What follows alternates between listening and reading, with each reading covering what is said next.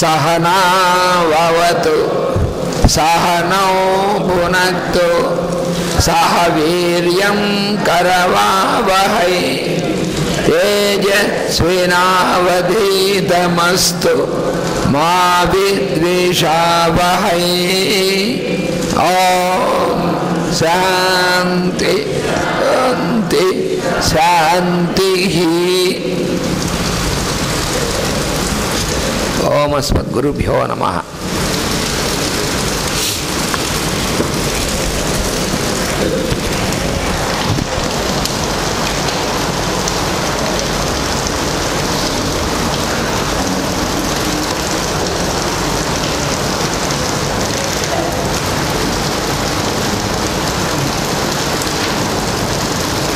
Etheric body అంటే ప్రాణ శరీరం గురించి మనం చెప్పుకుంటున్నాం. ఈథరిక్ బాడీ లేక vital body.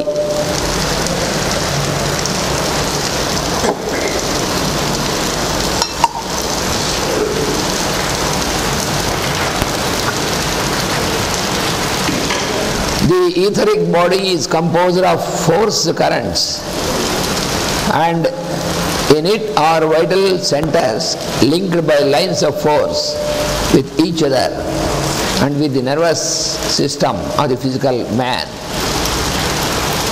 Through these lines of force, it is connected also with the etheric body of the environing system. ప్రాణ శరీరం అనేటువంటిది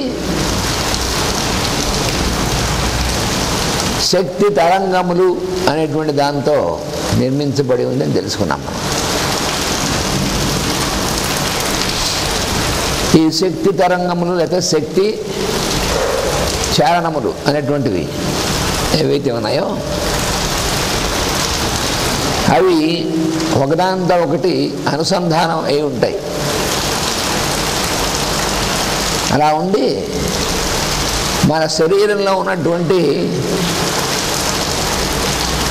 నరములు ఏవైతే ఉన్నాయో వాటితో అనుసంధానం చేయబడి ఉంటాయి.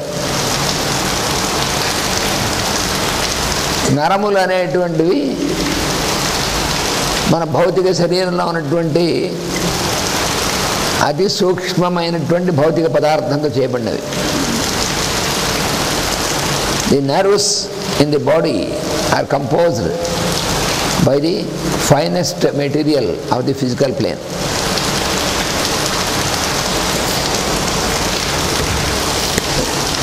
అంటే అవి చాలా సూక్ష్మంగా ఉంటాయి. ఈ లైన్స్ ఆఫ్ ఫోర్సెస్ ఏవైతే ఉన్నాయో వాటికి అనుసంధానం చేయబడి ఉంటాయి ఈ నరములు. అంటే నాడీ మండలము అని మనం 2-3 సార్లు చెప్పుకున్నాం. ఈ నాడీ మండలం అనేటువంటిది మనలో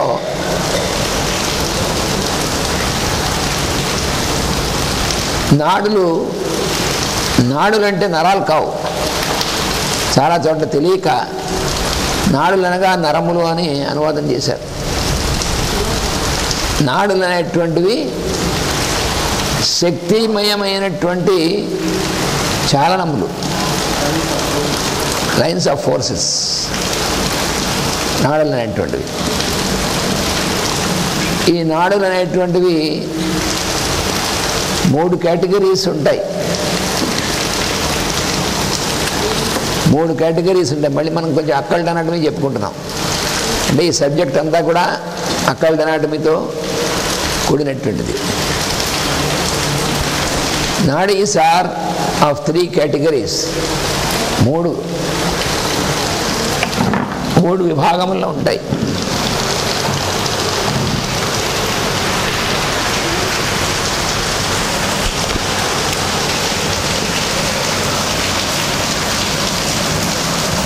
వాలంటరీ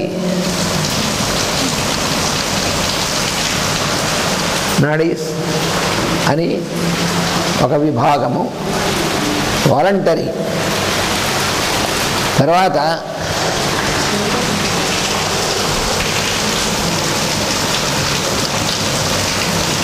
semi-voluntary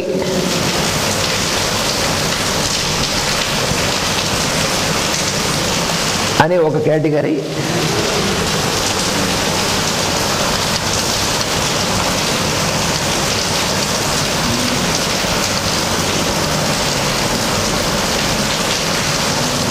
ఇన్వాలంటరీ అనే ఇంకో కేటగిరీ.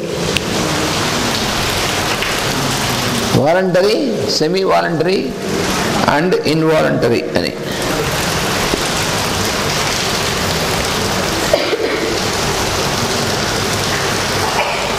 ఈ నాడులు అనేటువంటివి వైబ్రేట్ అవుతూ ఉంటాయి. అవి లైన్స్ ఆఫ్ ఫోర్సెస్ కాబట్టి అవి స్పందన చేస్తూ ఉంటాయి, వైబ్రేట్ అవుతూ ఉంటాయి.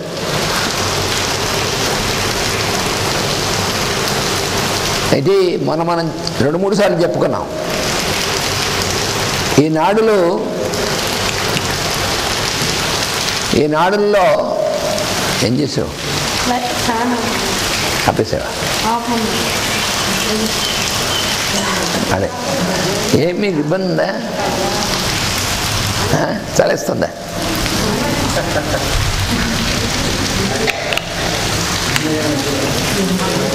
నాడులు అనేటువంటి వాటిలో అతి ప్రధానమైనటువంటి 3 అని చెప్పుకున్నాం. ఏమిటవి? నాడులలో వర్గములు, ఇది వర్గములు, 3 వర్గాలు ఉన్నాయి. ఇది కాదు, నాడుల్లో 3 ప్రధానమైనటువంటి నాడులు: ఇడ, పింగళ, సుషుమ్న.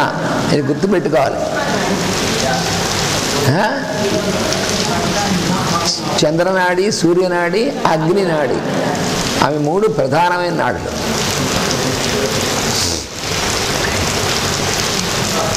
ఈ ప్రధానమైనటువంటి నాడులు యొక్క వాటి గవర్నెన్స్ అనేటువంటిది, ఇవి మొత్తం అన్ని నాడుల మీద ప్రధానమైనటువంటి నాడులు. ఇవి మన శరీరంలో జరిగేటువంటి పనులన్నీ కూడా, భౌతిక శరీరం యొక్క ప్రతి కదలిక, ప్రతి పనులు, ఇవన్నీ కూడా ఈ నాడుల ద్వారా జరుగుతూ ఉంటాయి. ఎందుకంటే అవి lines of forces. Lines of force అంటే ఎనర్జీ, అదంతా కూడా శక్తిమయమైనటువంటిది. మనం చెయ్యి ఇటు నుంచి ఇటు కదపాలంటే ఆ శక్తి యొక్క సంచాలనం అనేటువంటిది అయితేనే కదులుతుంది. భౌతిక పదార్థం దానంతటది కదలదు.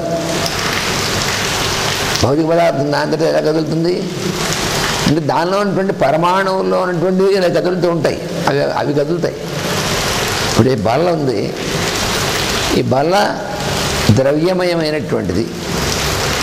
అయితే చైతన్యం అనేటువంటిది నిద్రాణమైన స్థితిలో ఉన్నటువంటిది. అయితే అందులో పరమాణువులు ఉన్నాయి. పరమాణువుల లోపల కదలికలు ఉంటాయి. ఆ కదలిక వేరు. కానీ ఇది పదార్థంగా మాత్రం దాని అంతది కదలలేదు. కాబట్టి మనం బల్లట వెళ్ళాలంటే మనం దీన్ని తీసి పెట్టాలి.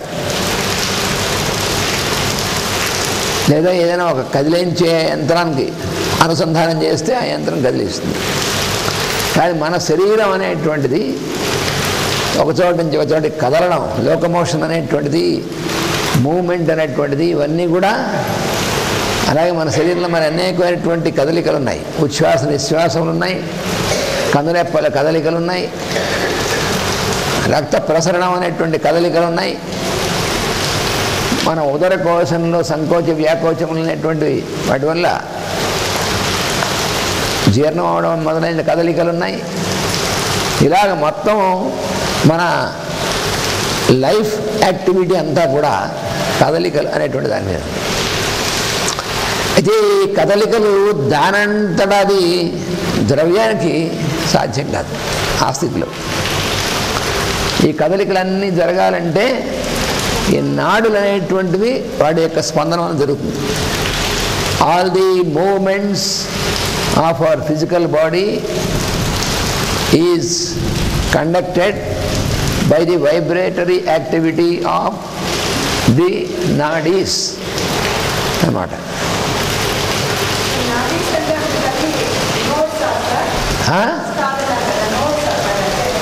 నాడీసా? నాడీస్ అంటే ఒక క్రమ పద్ధతిలో ఏర్పడినటువంటి ఛానల్స్ అన్నమాట అవి. శక్తి సంబంధమైనటువంటి ఛానల్స్, శక్తి యొక్క ప్యాటర్న్స్ అన్నమాట అవి. అలా ఏర్పడతాయి.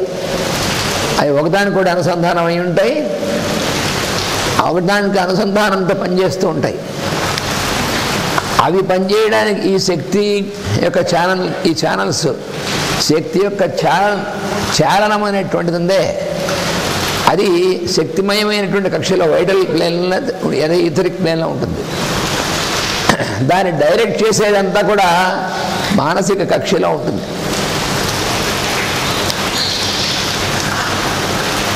ఆ మానసిక కక్షలో కూడా conscious, sub conscious, supra conscious అని 3 లెవెల్స్ ఉంటాయి. మళ్ళీ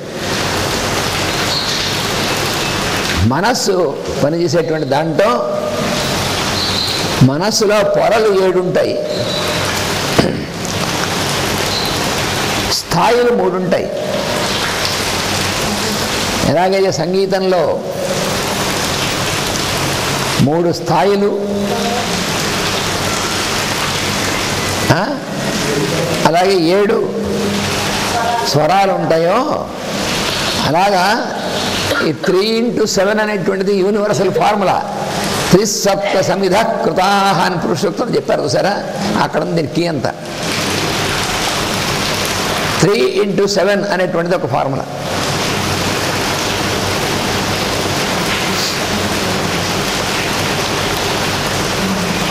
ఇవన్నీ కూడా సృష్టిలో ఉన్నదంతా కూడా ఒక సరైనటువంటి ప్రమాణముల ప్రకారం జరుగుతూ ఉంటుంది, లెక్కల ప్రకారం ఉంటుంది కరెక్ట్గా. అందుకనే mathematics is the logic of creation అన్నాడు పైథాగరస్ గారు.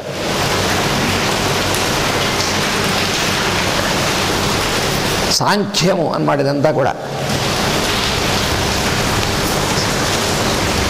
మనం ఆ పదాలన్నీ కూడా వాడుతూ ఉంటాం అప్పుడప్పుడు, కానీ వాటి అర్థం ఏమిటనేటువంటిది మనం తెలుసుకుంటాం.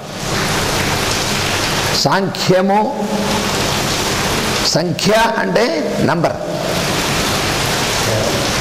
ఈ సాంఖ్యము అంటే ఈ నంబర్స్ అనేటువంటి సృష్టిలో ఉన్నాయే, అవన్నీ దేంతో ఏది గవర్నింగ్, వాటిని దేనికి జరుగుతూ ఉంటాయి కరెక్ట్గా అలాగే ఎందుకు ఉంటాయంటే, సృష్టిలో ఉన్నటువంటి దేవతా గణముల్లో అనేక దేవతలు పనిచేస్తుంటారు. వాటిలో నెంబర్స్ సంబంధించినటువంటి ఒక దేవత ఉన్నాడు, నంబర్ కాన్షియస్నెస్. ఆయనకు ఒక పేరు ఉంది, ఆయనే కపిలుడు.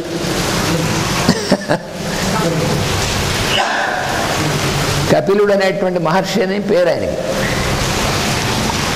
మహర్షులు, దేవతలు వీళ్ళందరూ కూడా హయ్యర్ ఎంటిటీస్. మామూలుగా కేవలం భౌతికమైనటువంటి శరీరంలో ఉన్నటువంటి వాళ్ళు కాదు, అవసరమైనప్పుడు శరీరంలోకి వస్తారు, వాళ్ళకి ఏది ఇంపాసిబుల్ కాదు. దేవర్షుల దగ్గర నుంచి దేవర్షి నారదుడు ఆయన హయ్యెస్ట్, అసలు వీళ్ళందరిలోకి హయ్యెస్ట్ నారదులు వారు దేవర్షి. ఆయన దగ్గర నుంచి ఆయన తర్వాత కుమార సర్గం, సనక సనందన కుమార సనత్ సుజాతలు అనేటువంటి వాళ్ళు అంతర్యాములుగా పనిచేస్తూ ఉంటారు. ఆ తర్వాత ప్రజాపతులు. మనకి సీక్వెన్స్ అంతా కూడా భాగవతం చదువుకుంటే సృష్టి యొక్క క్రమం అంతా కూడా ఎలా వచ్చింది, ఎలా పనిచేస్తున్నారు, ఈ గణములు ఎలా ఉంటారు అనేటువంటి అన్నీ అందులో ఉంటాయి. అంటే వేదంలో ఉన్నటువంటి దాన్నే మనకి ఈ రకమైనటువంటి విధంగా ఇవ్వబడినటువంటి పురాణాలు. అందుకని పెద్దలు వాడు చెప్పారు ఏమని, ఇతిహాస పురాణాభ్యాం వేదం సముపబ్రహ్మయేత్ అన్నారు. ఇతిహాసములు, పురాణములు అనేటువంటి వాటి ద్వారా వేదము అనేటువంటి శాస్త్రం ఏదైతే ఉందో, సైన్స్, కాస్మిక్ సైన్స్ అనేటువంటిది, దాన్ని అర్థము చేసుకునవలెను అని చెప్పారు. అది అర్థం కావాలంటే ఇతిహాస పురాణాల ద్వారా కావాలి. సరే, ఇప్పుడు ఈ సంఖ్య అనేటువంటిది ఉంది అని చెప్పుకుంటున్నాం. నెంబర్స్ అనేటువంటివి ఎక్కడి నుంచి పుట్టాయి, ఎప్పుడు పుట్టాయంటే పాపం తెలియక హిస్టోరియన్స్ బలాన్ నెంబర్ బలాన్ కాలంలో బలాన్ దేశంలో పుట్టింది అని అంటే మూర్ఖులు అనమాట. నెంబర్లు బలాన్ కాలంలో పుట్టడం, బలాన్ దేశంలో పుట్టడం ఏంటి? నెంబర్స్ అనేటువంటివి numbers are properties of space. Numbers అనేటువంటివి ధర్మాలు. ధర్మాలు అనేటువంటివి మానవుడు వాటిని పుట్టించేది.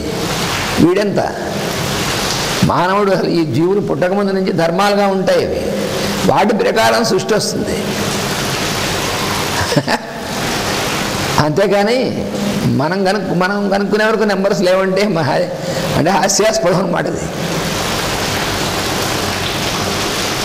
ఈ కపిలుడు అనేటువంటి ఆయన కథలో ఈ కపిలుడు తల్లి గర్భంలో ఉండి తల్లికి బోధించేట సృష్టి క్రమం అంతా అని కథ ఉంటుంది. మనం భాగవతంలో చదివితే ఉపదేశం చేశాడు తల్లికి అని. ఏమిటంటే నాన్ సెన్స్. తల్లి గర్భంలో పెరుగుతున్నటువంటి పిండంగా ఉన్నటువంటి శిశువు తల్లికి ఉపదేశం చేస్తాడా నెంబర్స్ తత్వాన్ని? అంటే అర్థం తల్లి గర్భంలో ఉపదేశం చేశాడంటే తల్లి గర్భంలో పెరిగేటువంటి శిశువుకి నెంబర్స్ అనేటువంటి వాటి ద్వారా ఆ పెరుగుదల అంతా ఉంటుంది. అందుకని నెంబర్స్ అనేటువంటివి మనం తల్లి గర్భంలో ఉన్నప్పుడే అవన్నీ కూడా వర్తిస్తాయి. అది సింబాలికల్గా ఉంటుంది. దాన్ని మనం సరిగ్గా చదువుకోవాలి. అందుకనే దాన్ని ఈ కీస్ అన్నీ గురువు అనేటువంటి తెగించి రావాలి. మనకి గురుముఖంగా చదువుకోవాలి మనం.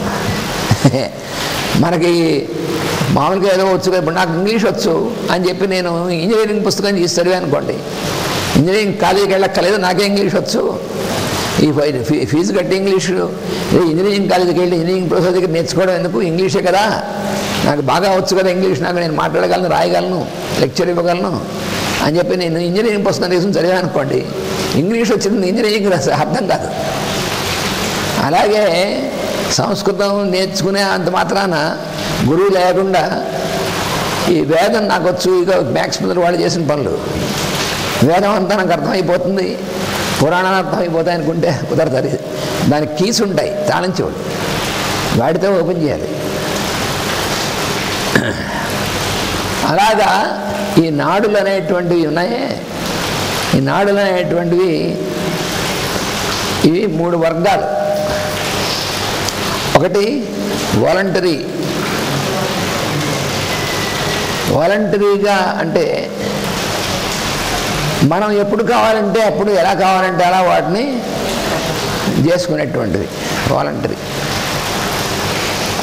అంటే నేను ఈ చెయ్యిని ఇక్కడి నుంచి ఇలా కదపాలనుకున్నాను, ఇలా నేను అనుకుని నా సంకల్పం చేత ఆ చేసినప్పుడు ఆ నాడులు నా సంకల్పం ప్రకారం పనిచేసి అవి చాలనం జరిగితే ఈ చెయ్యి అనేటువంటిది ఈ ఆకాశంలో, మరి ఆకాశంలో స్పేసేగా ఇదంతా, దీంట్లో చోట చోట కలుగుతుంది. అలాగే నా కాళ్ళు నేను ఇక్కడి నుంచి అక్కడ నడవాలి అని నేను సంకల్పం చేసినప్పుడు ఈ కాళ్ళకు సంబంధించినటువంటిది లోకమోషన్ ఇదంతా కూడా ఏదైతే ఉందో ఇవి వాలంటరీగా జరిగేటువంటి దాంతో జరుగుతుంది. కానీ వాలంటరీగా పనిచేసేటువంటి నాడుల సంఖ్య చాలా తక్కువ. సెమీ వాలంటరీ అని కొన్ని ఉన్నాయి. అంటే కొంతవరకు మాత్రమే మన ఇష్టం ప్రకారం పనిచేస్తాయి, అంతకు పైన మన ఇష్టానికి లొంగి ఉండవు. ఉదాహరణకి నేను ఉచ్ఛ్వాసం తీసుకున్నాను, అంటే మన ఇష్టం ప్రకారం కొంతవరకు లాంగ్ తీసుకోవచ్చు ఉచ్ఛ్వాసం, తీసుకుని ఆపేసాను. ఎంతవరకు ఆపగలవు? కొంత పరిమితి వరకు మాత్రమే. అది దాటామంటే ఇంక మరీ ఆపేందుకు ఉండవు, పిజ్జలుకును. అందుకని కొంతవరకు మాత్రమే పర్మిటెడ్. ఉచ్ఛ్వాస నిశ్వాసం మన ఇష్టం వచ్చినట్టుగా, మన ఇష్టం వచ్చినంతసేపు నేను కొంతసేపు పిలుస్తూ ఉంటాను, తర్వాత కాసేపు రెస్ట్ తీసుకుని ఆ రోజు వదిలేస్తాను అంటే అప్పుడు ప్రాణం వదిలేస్తాడు మొత్తానికి. అందుకని అక్కడ సెమీ వాలంటరీ నాడుల కంట్రోల్లో ఉంటుంది ఉచ్ఛ్వాస నిశ్వాసాలు అనేటువంటిది. ఇలాంటివి కొన్ని ఉన్నాయి, అవి కూడా లిమిటెడే. మిగతావన్నీ ఇన్వాలంటరీ, అంటే మన కంట్రోల్తో సంబంధం లేకుండా పనిచేసేవే ఎక్కువ ఉంటాయి, లేకపోతే మనం ఉండం. మన గుండె కొట్టుకోవడం ఉంది, అది మన కంట్రోల్లో పెడితే ప్రమాదం. ఎందుకంటే మనం మూర్ఖత్వం చేస్తూ ఉంటాం, కాసేపు గుండెని ఆపి ఉంటే ఎలా ఉంటుంది అని. అందుకని అట్లా మన కంట్రోల్లో ఉండవు. ఎక్కువ భాగం అంతా మన కంట్రోల్లో కాకుండా వాటంతటవి వాటి ప్లాన్ ప్రకారం హయ్యర్ ప్లాన్ ప్రకారం పనిచేస్తూ ఉంటాయి. అవన్నీ ఇన్వాలంటరీ నాడులు.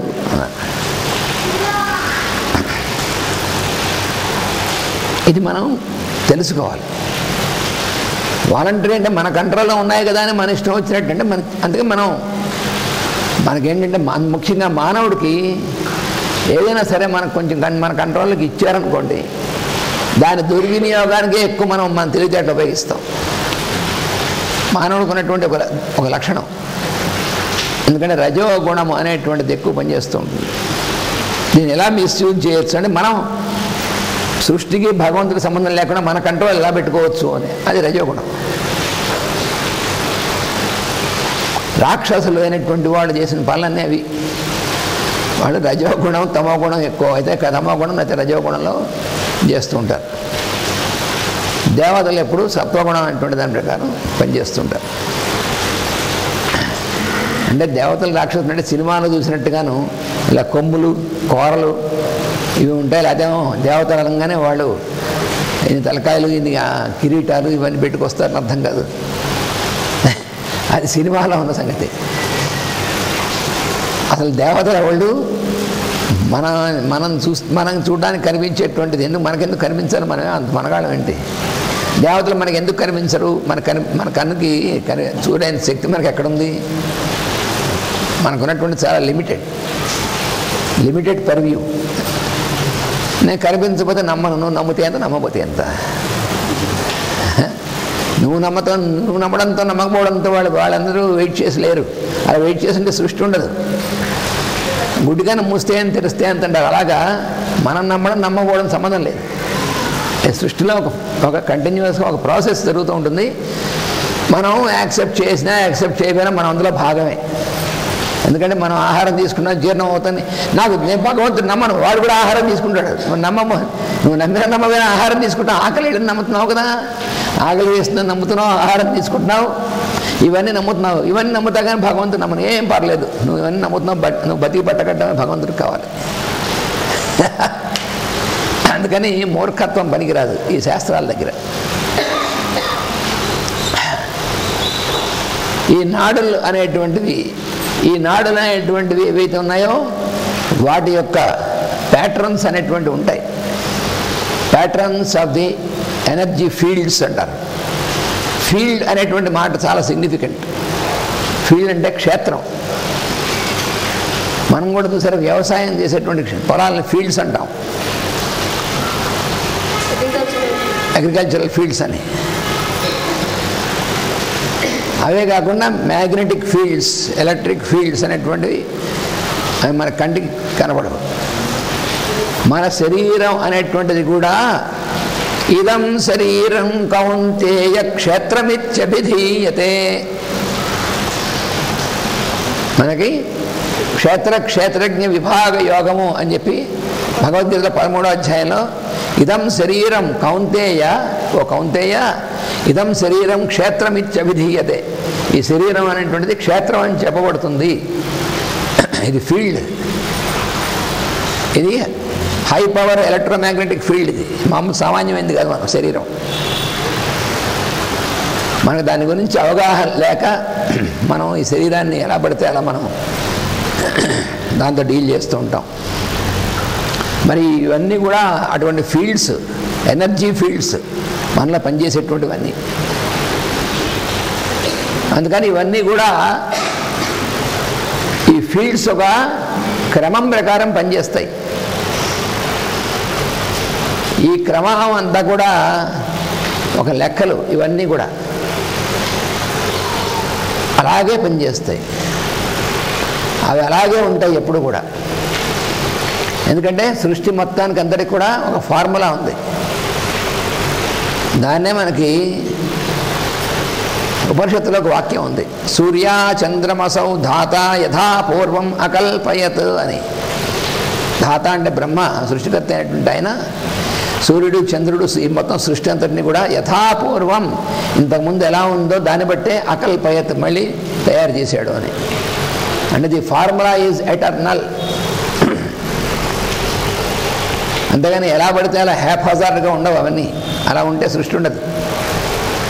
సూర్యుడు ఎలా పరిభ్రమించాలి, సూర్యుడి చుట్టూ ఇవన్నీ ఎలా పరిభ్రమించాలి, ఇవన్నీ కూడా ఆ లెక్క ప్రకారం జరుగుతూ ఉంటాయి క్రమం తప్పకుండా. అలాగా క్రమం తప్పకుండా అవి పనిచేయడం అనేటువంటిది అదే దేవతల యొక్క పని. వాళ్ళందరూ ప్రజాపతులు వీళ్ళందరూ కూడా పనిచేస్తుంటారు. వాళ్ళందరూ మళ్ళా వ్యక్తులు కాదు, వాళ్ళందరూ కూడా ప్రిన్సిపల్స్ అనేటువంటిది గుర్తుపెట్టుకోవాలి.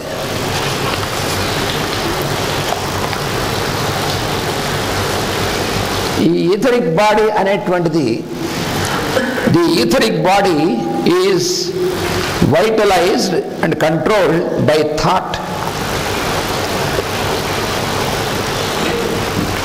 అంటే మన ప్రాణమయమైనటువంటి కక్షలో జరిగేటువంటివన్నీ కూడా మనోమయమైనటువంటి కక్షలో థాట్ అనేటువంటి పవర్ ఉంది. దాని చేత ఇవన్నీ కూడా కంట్రోల్ అవుతూ ఉంటాయి, వాటి యొక్క అధీనంలో ఉంటాయి అంతా కూడా. అందుకనే జ్వాల్కూల్ మాస్టర్ గారు ఒక వాక్యం చెప్పారు.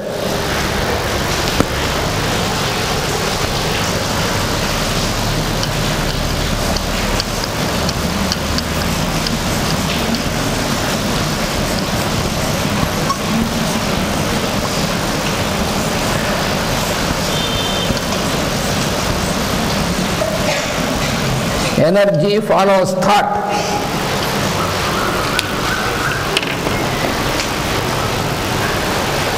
థాట్ అంటే ఆలోచన అని మనం అంటాం. అనగా ఏమిటి అంటే మానసికమైన కక్షలో జరిగేటువంటి సంచాలనము, దాన్ని థాట్ అంటారు. మనోమయ కక్షలో జరిగేటువంటి సంచాలనం అనేటువంటి దాన్నే ఆలోచన, అదే థాట్ అనేటువంటిది. ఒక మానసిక కక్షలో ఒక థాట్ అనేటువంటిది ఏర్పడగానే దాని వెంట ఎనర్జీ ఫ్లో అవుతుంది. Energy follows thought.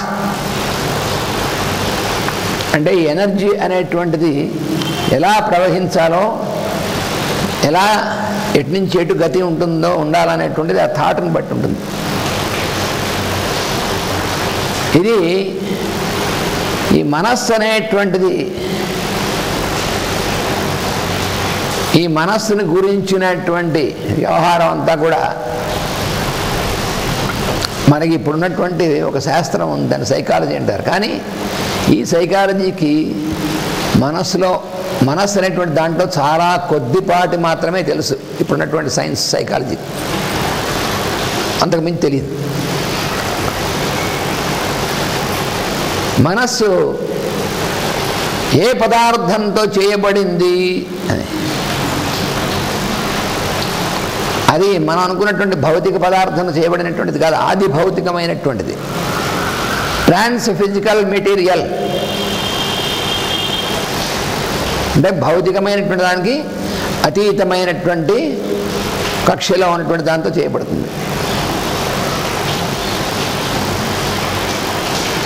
అంటే మన భౌతిక కక్ష్యకి అది చాలా హయ్యర్ ప్లేన్.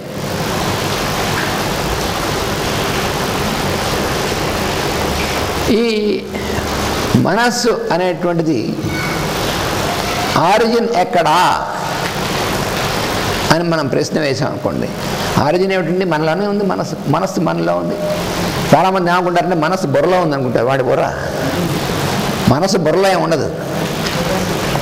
మనస్సు ఒక గిన్నెలో నీరు పోసి దాని మీద ఒక మంచుగడ్డ పెట్టామనుకోండి, నీటిలో మంచుగడ్డ తేలుచున్నది. The block of ice is floating on water అనుకోండి. ఈ మంచుగడ్డ ఈ నీరు రెండును ఒకదానికంటే ఒకటి భిన్నమైనవే, రెండు ఒకటేనా?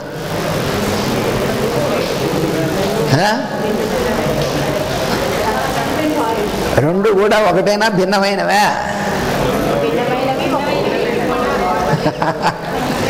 They are different in state and one in essence. అది అర్థం. ఆ రెండు కూడా సారభూతంగా ఒకటే, ఎందుకంటే రెండు H2O కదా.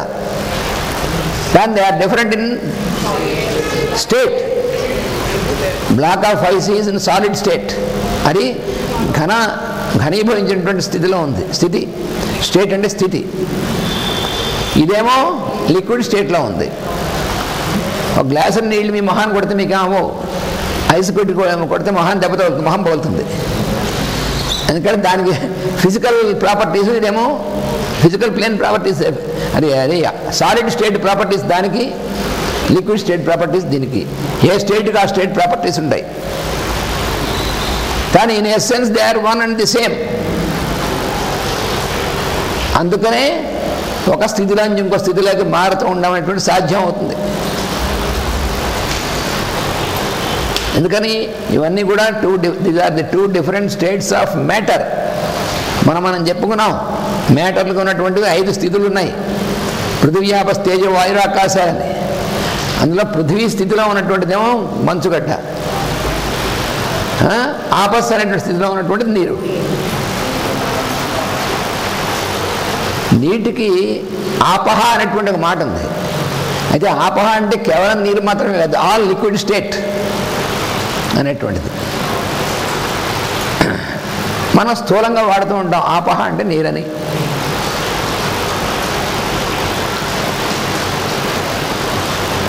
అలాగే పదార్థము శక్తి అనేటువంటివి కూడా, పదార్థము శక్తి అనేటువంటి మనలో, మన పదార్థంతో చేయబడినటువంటి భౌతిక శరీరము, మనలో ఉన్నటువంటి శక్తిమయమైనటువంటి దాంతో చేయబడినటువంటి vital body or etheric body అనేటువంటిది, ఆ పైన ఇంతకంటే సూక్ష్మమైనటువంటి పదార్థం చేయబడినటువంటిది మనస్సు అనేటువంటిది. ఇవన్నీ కూడా in essence they are one. ఇవన్నీ కూడా ఆత్మలో భాగాలు. వీటి ఎస్సెన్స్ అంతా కూడా ఆత్మ అనేటువంటిది, నేననేటువంటిది. ఆత్మ దేంతో చేయబడింది? ఆత్మ పదార్థం. వీటితో చేయబడదు, అది దాంతో ఇవి చేయబడతాయి. అయితే ఈ మనస్సు అనేటువంటిది ఆరిజిన్ ఎక్కడా అనే ప్రశ్న కదా మనకి. ఈ మనస్సు మన బుర్రలో పుట్టదు, కానీ మనం మనస్సు అనగానే ఇక్కడ చూస్తూ ఉంటాం. బ్రెయిన్కి మనస్సుకి ఏమిటి సంబంధం చెప్పండి? Brain is the seat of mind. అది ట్రూత్. సంకల్పాత్మకం మనః. మన భౌతికమైనటువంటి శరీరంలో బ్రెయిన్ అనేటువంటి భాగం ఉంది. అక్కడ ఉన్నటువంటి కణములు ఏవైతే ఉన్నాయో అవి ఈ మనస్సు అనేటువంటి దాని స్టేషన్గా పనిచేస్తుంది. కానీ మనస్సు అక్కడ మాత్రమే ఇరుక్కుని ఉండదు. ఈ మనస్సు అనేటువంటి దాంట్లోనే ఈ భౌతిక శరీరం ఉంది. అందుకని శరీరంలో ఎక్కడ ఏ భాగంలో అయినా మనసు పనిచేస్తుంది.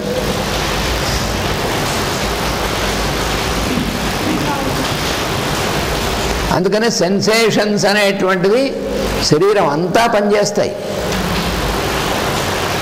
ఒక బ్రెయిన్ అనే కాదు. కాకపోతే బ్రెయిన్, మన మెదడు అనేటువంటిది అధిష్టానం. మనస్సుకి అధిష్టానభూతమైనటువంటి భాగం మెదడు. అది మనకు క్లియర్గా ఉండాలి. మనకి ఈ కాన్సెప్ట్ అర్థం కావాలి.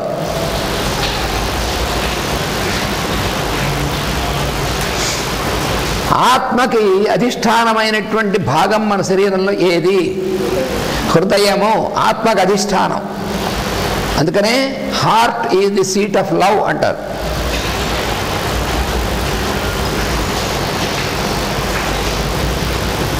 నేను అన్నప్పుడు మన చెయ్యి ఆటోమేటిక్గా ఎక్కడ వెళ్తుంది? ఇక్కడ ఉంటుంది.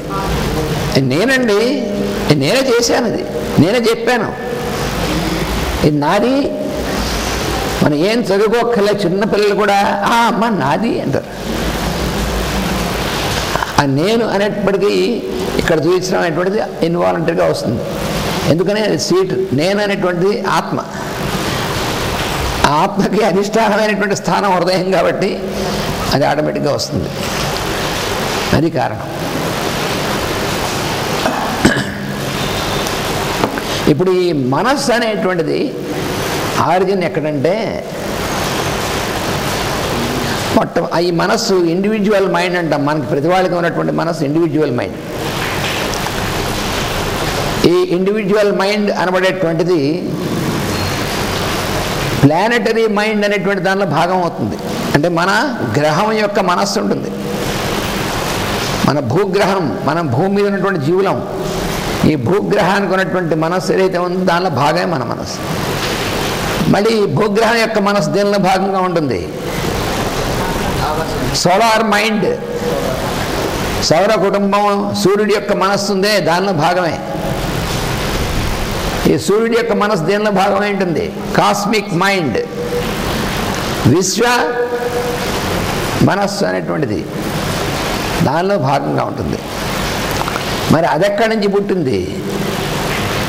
అది సృష్టికర్త అయినటువంటి పరమాత్మ నుంచి పుట్టింది, ఆయన మనస్సులోంచి పుట్టింది. చంద్రమా మనసో జాతః అనే ఫార్ములా. అంటే చంద్రుడు ఆయన మనసు నుంచి పుట్టాడంటే అర్థం ఆ మనసులోంచి ఇలా ఈయన బయటకు వచ్చాడని అర్థం కాదు. చంద్రమా అంటే ఎక్కడిది? మూన్ ప్రిన్సిపుల్ అని అర్థం. అదే మైండ్ ప్రిన్సిపుల్ అనేటువంటిది. అది క్రియేటర్స్ మైండ్, క్రియేటర్ అయినటువంటి ఆయన యొక్క మనస్సు ఉంది. క్రియేటర్ యొక్క మనస్సు ఏ రకంగా ఉంటుంది? ఆయన సంకల్పంగా ఉంటుంది. ఆయనకి ఈ సృష్టి అంతా బయటికి రాకముందు ఒక్కడే ఉన్నట్ట. ఒక్కడే ఉంటే ఆయనకి ఎప్పుడో సంకల్పం వచ్చింది.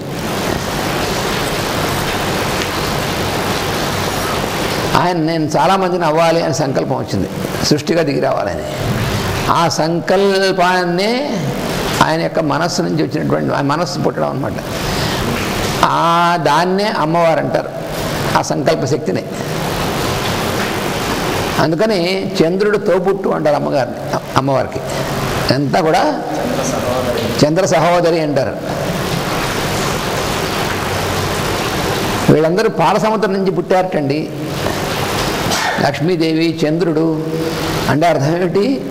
క్రియేటర్ అయినటువంటి ఆయన యొక్క మనస్సు నుంచి వచ్చినటువంటివి ఇవన్నీ కూడా. అదే పాల సముద్రం అంటే. మిల్కీ వే పైన ఉన్నటువంటిది అంతా కూడా పాల పొంత అంటారు తెలుగులో. పాల సముద్రం అంటారు, మిల్కీ వే అంటారు.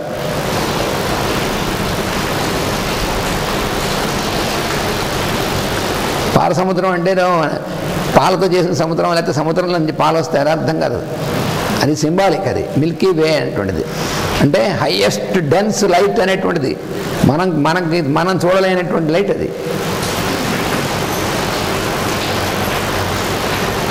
మిల్కీ వే అనేటువంటిది అంటే అనేకమైనటువంటి కోటాను కోట్ల సౌర కుటుంబాలు ఎందులోంచి అయితే వస్తాయో అటువంటిది. అనేకో భవిష్యామః అని. బహుశ్యాం ప్రజా ఏయేతి సతపస్తత్వా అని ఉపనిషత్తు. అందుకని ఆ క్రియేటర్ అయినటువంటి సృష్టికర్త అయినటువంటి నుంచి మనసు నుంచి అది క్రియేటర్స్ మైండ్, అందులోంచి కాస్మిక్ మైండ్ నుంచి ప్లానెటరీ మైండ్, అది సోలార్ మైండ్ నుంచి ప్లానెటరీ మైండ్, అక్కడి నుంచి మనకి ఇండివిజువల్ మైండ్ అనేటువంటిది. అదే దాన్ని భగవద్గీతలో 4వ అధ్యాయం మొదటి శ్లోకంలో ఇమం వివస్వతే యోగం ప్రోక్తవాన్ అహమవ్యయం. అక్కడ వివస్వంతుడు అంటే కాస్మిక్ మైండ్. వివస్వాన్ మనవే ప్రాహ మనురిక్ష్వాకవే బ్రవీత్. మను అంటే సోలార్ మైండ్, ఇక్ష్వాకు అంటే ప్లానెటరీ మైండ్. అక్కడి నుంచి మనకు వచ్చింది మనస్సు అనేటువంటిది. అందుకని మన మనస్సు అనేటువంటి దానిలో భాగమే. ఇది తెలిస్తే కానీ మనకి ఈ సెంటెన్స్ పూర్తిగా అర్థం తెలియదు. And can be brought in to full functioning activity. Etheric body is vitalized and controlled by thought and can be brought into full activity, functioning activity అనేటువంటిది. అందువలన ఈ శక్తిమయమైనటువంటిది ఏదైతే ఉందో ఈ శక్తిమయమైనటువంటిది అంతా కూడా ఆ రకమైనటువంటి కంట్రోలింగ్ అంతా కూడా ఈ మనస్సు అనేటువంటిది. మన మనోమయమైనటువంటి కక్షల నుంచి ఉంటుంది దీని కంట్రోల్ అంతా కూడా.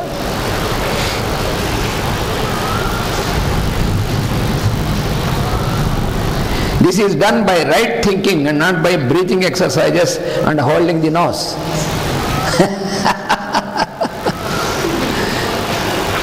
అంటే మనలో పనిచేసేటువంటి ఈ ఎనర్జీ సంచాలనం అంతా కూడా చాలనం అంతా కూడా మనం ప్రాణాయామం ముక్కు పట్టుకుని ప్రాణాయామం భూ అని ముక్కు పట్టుకుంటాము. వాడు ఓం భూ ముక్కు పట్టుకోండి అన్నట్ట పురోహితులు వారు.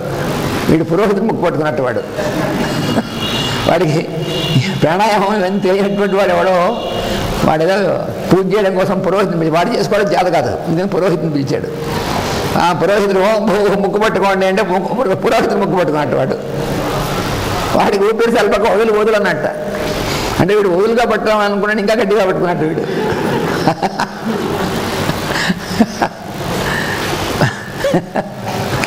ఈ ఓం భూ అన్నప్పుడు ఎందుకు పని చేస్తామంటే ఇది ప్రాణాయామానికి ఆ ప్రక్రియకి ఒక సింబాలిక్గా చేస్తారన్నమాట.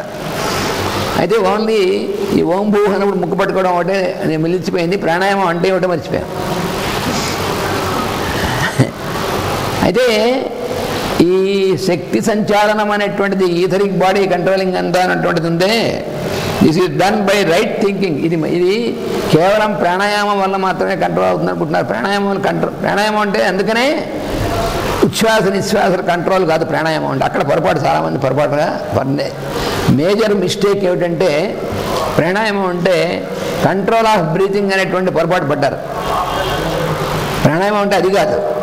ప్రాణాయామం అంటే neutralizing the pulsations of breathing అని మాస్టర్ గారు చెప్పారు.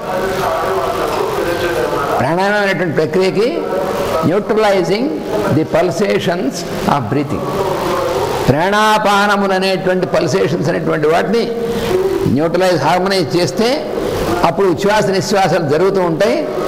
మనం దాని ఎందుకు స్థిరంగా ఉంటాం అన్నమాట.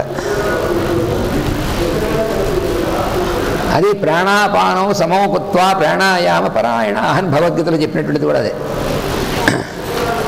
భగవద్గీతలో స్పష్టంగా చెప్పాడు స్వామి. ప్రాణాయామ పరాయణలు అంటే ఎవరంటే ప్రాణాపానం సమోకృత్వా అంటే అది కూడా చాలామంది చాలా ఘోరంగా ట్రాన్స్లేట్ చేశారు తెలియక. ఒక ప్రసిద్ధులైనటువంటి స్వామీజీలు లాంటి వాళ్ళు కూడా పొరపాటు పడిపోయి ఇప్పుడు కూడా జరుగుతుంది. పీఠాధిపతులు స్వామీజీలు లాంటి వాళ్ళు కూడా ఇది జాగ్రత్తగా సమగ్రంగా తెలియకుండా ఉంటే ప్రజలు ఏదైనా ప్రశ్న వేశారనుకోండి తెలియక రాంగ్గా అర్థం చెప్పడం అనేటువంటి జరుగుతుంది. పండితులు వీళ్ళందరూ కూడా. ఒక మహాప్రసిద్ధుడైనటువంటి స్వామీజీ ఒక ఆయన ఉండేవాడు. అప్పటి ప్రైమ్ మినిస్టర్ గారికి కూడా గురువు గారు ఆయన. మాస్టర్ గారు ఫ్రాన్స్ వెళ్ళినప్పుడు ఆయన కూడా ఫ్రాన్స్ వచ్చాడు. అక్కడ ఇంటర్నేషనల్ యోగా కాన్ఫరెన్స్ అనేటువంటి జరిగింది. అక్కడ మాస్టర్ గారు ప్రసంగించారు. ఆ కాన్ఫరెన్స్కి ఇండియా నుంచి ప్రైమ్ మినిస్టర్ గారు గురువు గారు అయినటువంటి స్వామీజీ వచ్చాడని ఆయన ప్రెసిడెంట్గా పెట్టారు. ఆ ఉన్నటువంటి ప్రేక్షకుల్లో ఈ స్వామీజీని ప్రశ్న వేశారు, what is prana and what is apana అని. అంటే ఆయన చెప్పాడు, prana is the air which exist in the nose and apana is the air which exist in the anus అని చెప్పాడు. ఎంత ఘోరం అసలు! తెలియనట్టు ఉండాలి కానీ భారతదేశం యొక్క ప్రతిష్ట అంతా అప్రతిష్ట కాదు. అది ప్రాణాపానం అనేటువంటివి, ప్రాణాపానం అనేటువంటి పల్సేషన్స్, సెంట్రిపిటల్ సెంట్రిఫికల్ పల్సేషన్స్. ఇది ముందు గురువు దగ్గర చదువుకోవాలి. శాస్త్రాన్ని సమగ్రంగా అధ్యయనం చేయాలి, గురువు దగ్గర చదువుకోవాలి. సైన్స్ ఇది ఇష్టం వచ్చినట్టు అర్థం చెప్తే ఎట్లా కుదురుతుంది? అది చాలా హాస్యాస్పదమైనటువంటి విధంగా చెప్పారు. మాస్టర్ రాశారు ఆయన డైరీలో, ఇలా జరిగింది, మన దేశ ప్రతిష్టను ఎలా పాడు చేస్తున్నారు అని. అందువల్ల this is done by right thinking and not by breathing exercises and holding the nose. When this is grasped, much dangerous practice will be avoided and people will come into a normal and safe control of the most potent instrument, vital body. అంటే అర్థం ఏంటంటే ఇది మనసులో వచ్చేటువంటి thinking function, ఆ thinking అనేటువంటి activity, ఇది thought అనేటువంటిది ఉందే, రైట్ థింకింగ్, మామూలు థింకింగ్ కాదు, రైట్ థింకింగ్ అనేటువంటిది ఏ విధంగా ఆలోచన ఉండాలో ఆ విధమైనటువంటి ఆలోచన అనేటువంటిది ఉన్నప్పుడు దానివల్ల కంట్రోల్ చేయబడినటువంటి ఈ శక్తిమయమైనటువంటిదంతా కూడా, వైటల్ ఎనర్జీ అంతా కూడా ఏదైతే ఉందో అది సరైనటువంటి పద్ధతిలో పనిచేసి ఉంటుంది. అప్పుడు దానివల్ల అజ్ఞానం వల్ల మనం చేసేటువంటి చాలా ప్రమాదకరమైన పనులు జరగకుండా ఉంటాయి. ఇది తెలిస్తే, దీన్ని సరిగ్గా అవగాహన చేసుకుంటే, అంటే మనకు వచ్చేటువంటి ఆలోచనలు, దుష్టమైనటువంటి ఆలోచనలు అనేటువంటివి వాటి వల్ల ఎంత ప్రమాదమో మనకి ప్రమాదం, ఇతరులకు కూడా ప్రమాదం. ఎందుకనంటే మన వైటల్ బాడీ అనేటువంటిది, మన మనస్సు అనేటువంటిది మన చుట్టూ ఉన్నటువంటి జీవుల యొక్క మనస్సు వైటల్ బాడీతో కనెక్ట్ అయి ఉంటుంది, కనెక్ట్ అవుతుంది. Through space we're connected. Space is the medium. మరి ఇప్పుడు దాన్నేగా మనం యూజ్ చేస్తున్నాం. ట్రాన్స్మిషన్ అండ్ బ్రాడ్కాస్టింగ్ అనేటువంటిది, బ్రాడ్కాస్టింగ్ అండ్ రిసీవింగ్ అనేటువంటిది స్పేసే మీడియం. అంతవరకు మానవుడు సైన్స్ అంతవరకు వచ్చింది, కానీ మిస్యూజ్ అనేటువంటిది కాకుండా ప్రాపర్ యూజ్ అనేటువంటిది రాలేదు. ఇంకా బ్యాలెన్స్ మానవుడికి మిస్యూజ్ ఎక్కువ జరుగుతుంది. టెలిపతి అంటాం. టెలిపతి అనేటువంటిది కూడా మనం ఒకళ్ళ యొక్క మనస్సు ఇంకో యొక్క మనస్సుకి అనుసంధానం అనేటువంటిది టెలిపతి. అది కూడా ఎందుకు జరుగుతుంది? మన జీవుల యొక్క మనసులన్నీ కూడా మన చుట్టూ ఉన్నటువంటి ఆకాశంలో ఉన్నటువంటి మనస్సులో భాగాలు కాబట్టి జరుగుతుంది. అంటే ఇది మనకి అలవాటు లేకపోవడం వల్ల మనకు తెలియదు, అర్థం అవుతుంది ముందు తొందరగా. మనం ఒకే ఇల్లు ఉందనుకోండి, ఈ ఒకే ఇంట్లో ఉన్నటువంటి వేరు వేరు గదులు ఉన్నాయి. ఏ గదికి ఆ గదిలో స్పేస్ ఉంది, కానీ ప్రతి గదిలో ఉన్నటువంటి స్పేస్ అంతా కూడా ఈ ఇల్లు మొత్తానికి ఉన్నటువంటి స్పేస్లో భాగమేగా, ఆ ఇంట్లో భాగమే అది. అలాగే మన చుట్టూ ఉన్నటువంటి ఆకాశం అంతా ఏదైతే ఉందో అందులో భాగంగానే అందులో మనస్సు, ఆకాశం యొక్క మనస్సు ఉంది. స్పేస్ మైండ్ అంటారు దాన్ని. ఆకాశంలో ఉన్నటువంటి మనస్సు స్పేస్ మైండ్. మన ఇండివిజువల్ మైండ్ అనేటువంటిది స్పేస్ మైండ్లో భాగం. కాబట్టి ఇండివిజువల్ మైండ్లో ఏ రకమైనటువంటి సంచలనం వస్తుందో ఇది స్పేస్ మైండ్ ద్వారా మరో ఇండివిజువల్ మైండ్కి రీచ్ అవుతుంది. అందుకని మనం దుష్టమైనటువంటి ఆలోచనలను మనం చేసామంటే వాటి ప్రభావం ఇతరులకు కూడా తగ్గుతుంది.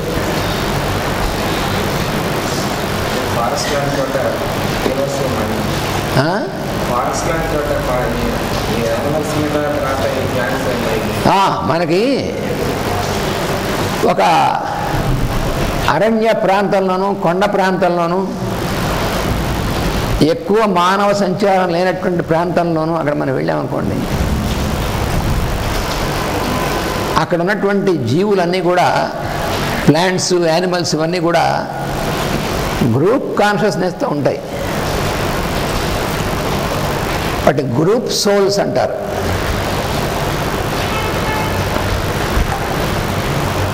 అంటే సమాహారముగా ఉన్నటువంటి పని చేసేటువంటి ఆత్మ అంటారు దాన్ని. అది గ్రూప్ సోల్ అంటే. దానికి ఒక టెక్నికల్ టర్మ్ ఉంది, యక్షము అని. యక్షుడు అంటే అదే అర్థం.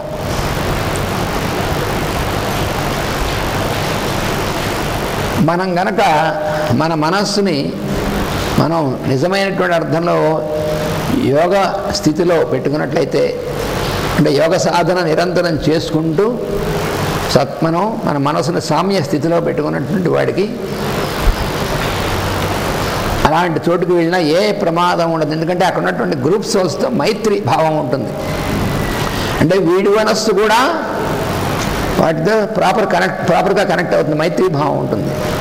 అందుకని అటువంటి వాడికి వాడు అర్ధరాత్రి చీకట్లో బేర్ ఫుట్తో నడిచి వెళ్ళినా కూడా వాడిని ఏ క్రిములు కానీ ఏ పాములు కానీ ఏవి కొట్టవు, ఏం కరవు, ఏం చేయవు, అన్నింటి మైత్రి భావం ఉంటుంది. ఎందుకంటే ఈ మనస్సే అన్నది రిఫ్లెక్ట్ అవుతుంది టెలిపతిక్గా. వీడికి అందరి యందు కరుణతో ఉంటాడు, వీడు మైత్రీ భావంతో ఉంటాడు.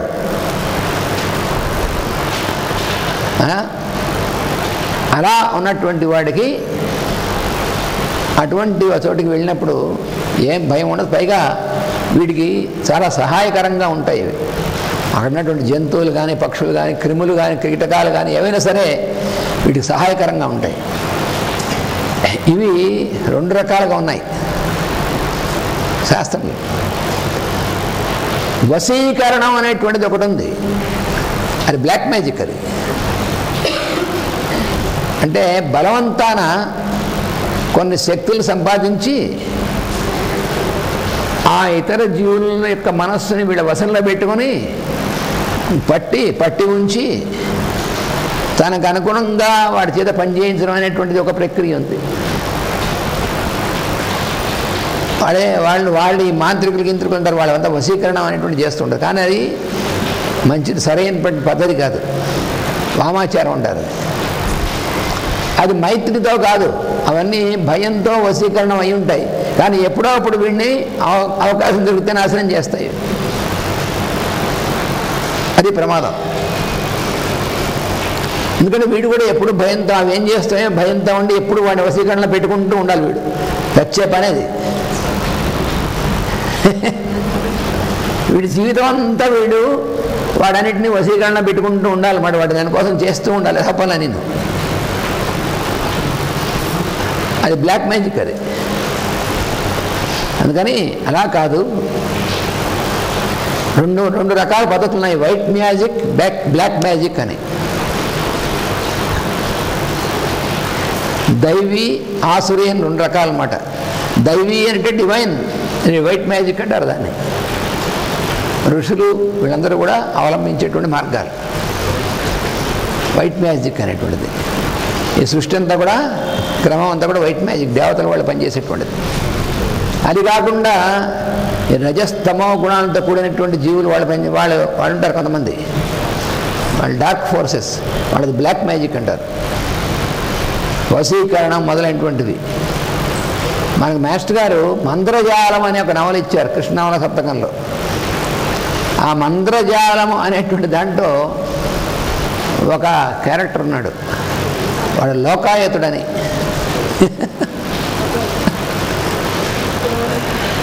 వాడి అసలు పేరు ముండ కౌశికుడు, నేపాళ బ్రాహ్మణుడు అయినటువంటి వాడు వేద విద్య అంతా కూడా చదువుకుని, గాయత్రి అంతా చదువుకుని చివరికి అంతా కూడా అటు బ్లాక్ మ్యాజిక్ దాంట్లోకి వెళ్ళిపోయాడు.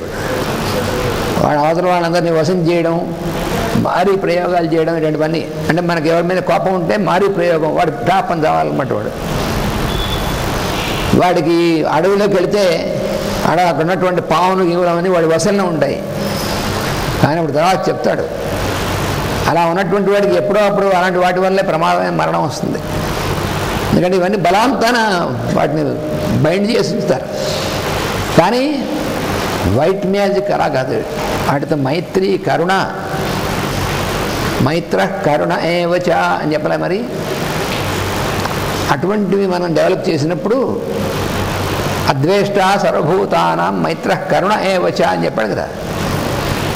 సమస్త జీవులతోనూ కూడా వాటి అంతర్యామిత్వంతో మనం చేసి మైత్రి, కరుణ అనేటువంటి దాంట్లో ఉంటే అవన్నీ కూడా మనతో చాలా హాయిగా, అని మన ప్రెజెన్స్ వాడికి ఎంతో హాయిగా ఉంటుంది. అది కృష్ణుడి యొక్క పద్ధతి. అందుకని మనం భగవంతుని, కృష్ణుని ఆరాధించినప్పుడు నిజంగా చేస్తే మనకు ఆ పద్ధతిలో అందరితో మైత్రి భావం ఉంటుంది. అందుకని మనం అడవుల్లోకి వెళ్ళినా, ఎక్కడికి వెళ్ళినా అక్కడ ఉన్నటువంటి యక్షములు అనేటువంటివి ఏవైతే, యక్షములు అంటే గ్రూప్ సోల్స్ అంటారు. ఇది ఒక సైంటిఫిక్ ఫినామినన్, ఇప్పుడున్నటువంటి సైన్స్ ఇంకా తెలియదు. అక్కడ ఉన్నటువంటి వృక్షములు, క్రిమికీటకాదులు, వాడన్నిటికి కలిపి ఒకటే సోల్ ఉంటుంది అక్కడ. అది గ్రూప్ సోల్ అంటే, యక్షం అంటే. అందుకని అలాంటి చోటుకి వెళ్ళినప్పుడు వాటిలో ఏ ఒక్కదానికి హాని కలిగించినా మిగతావన్నీ కూడా ఆటోమేటిక్గా వచ్చేస్తాయి. అది కారణం. గ్రూప్ సోల్ అది.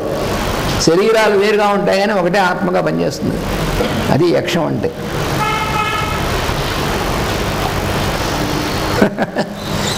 ఇవి చాలా సైంటిఫిక్గా ఉన్నటువంటివి. అందుకనే అరణ్య పర్వంలో పాండవులు అరణ్యవాసం చివరికి వస్తున్నప్పుడు ఒక యక్షుడు అనేటువంటి చోటికి వెళ్ళి అక్కడ వీళ్ళు నీళ్లు కోసం వెళ్ళి సహదేవుడు, నకులుడు, అర్జునుడు, భీముడితో సహా అందరూ చచ్చిపోతారు, పడిపోతారు. ఆ యక్షుడితో ఎలా డీల్ చేయాలనేటువంటి పొరపాటు పడి ధర్మరాజు ఒక్కడు మాత్రం చాలా బ్యాలెన్స్డ్. అసలు ధర్మరాజు అంటే కూడా ఆయన చూడ తెలుస్తుంది మనకి. అందుకని ఆయన సంపూర్ణంగా ఈ లక్షణాలు కలిగినటువంటి వాడు. అందుకని ఆయన ఎక్కడా కూడా అహంకార పడడం కానీ పొరపాటు పడడం కానీ ఉండదు. అందుకని తాను రక్షింపబడి మళ్ళీ తమ్ముడిని కూడా రక్షించడానికి వీలైంది ఆ యక్షుడు. అయితే అక్కడ యక్షుడుగా పనిచేసినటువంటి దేవుడు తర్వాత చెప్తాడు, నేనే యమధర్మరాజునే మిమ్మల్ని పరీక్షించడానికి ఇలా వచ్చానని చెప్తాడు. అందుకని అరణ్యములలో వాటిలో వెళ్ళినప్పుడు మన మనసును బట్టే మన భయమా లేదా అనేటువంటి తెలుస్తుంది. మన మనస్సు అనేటువంటిది రైట్ థింకింగ్ అనేటువంటిది, ప్రాపర్ థింకింగ్ అనేటువంటిది ఎక్కడా దుష్టమైనటువంటి ఆలోచనలు లేకుండా అన్నీ కూడా ఉన్నట్టయితే అప్పుడు ఎక్కడా భయం ఉండదు. ఇది ఎన్నో ఉన్నటువంటి రహస్యం. అది రైట్ థింకింగ్ అనేటువంటిది మోస్ట్ ఇంపార్టెంట్. అందులో మనకి ఇక్కడ ఏంటంటే ఈ రైట్ థింకింగ్ అనేటువంటిది మనం కనుక అలవాటు చేసుకోవడం, మన ప్రాక్టీస్ ఎప్పుడు ప్రాక్టీస్లో ఉండాలి.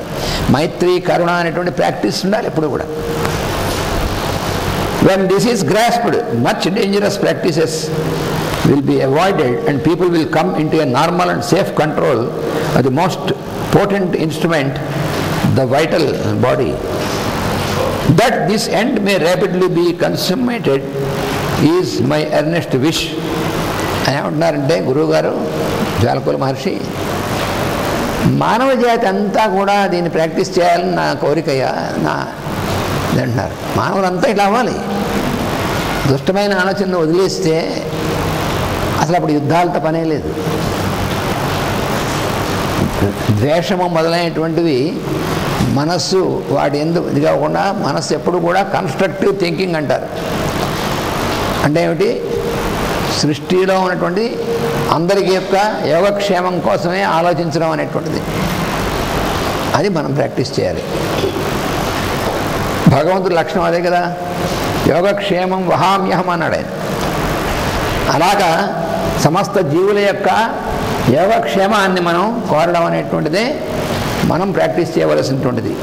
అలా మన మనస్సుకి ఎప్పుడైతే అలవాటు అవుతుందో అప్పుడు మన ప్రాణశక్తి అనేటువంటిది నిరంతరము ఎలా పనిచేయాలో సరిగ్గా అలాగే ఆరోగ్యకరమైనటువంటి విధంగా మన ప్రాణశక్తి పనిచేస్తుంది.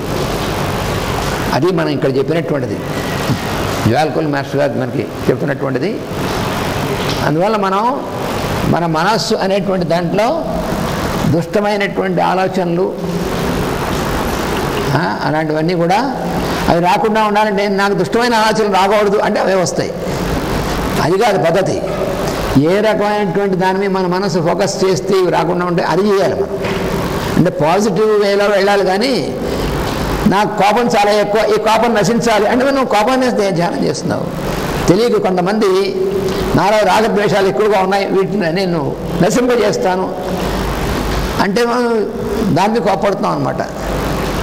దేదైతే ఉండకూడదు దాంతో నువ్వు ఉపయోగిస్తున్నావు. అందుకని ఎలా పోతుంది? నెగిటివ్ అప్రోచ్ అది. అందుకని అలా మనం పోదు. ఇవి పోవాలంటే ప్రేమ, మైత్రి, కరుణ అవైనటువంటిది డెవలప్ అవ్వాలి. డెవలప్ అవ్వాలంటే మనం కూడా సర్వీస్ చేయాలి.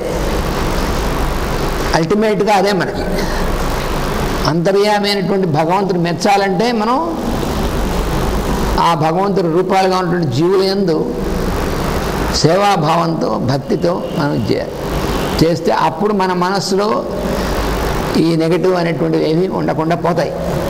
అప్పుడు మనకి మన ఆరోగ్యం కూడా అప్పుడే బాగుంటుంది.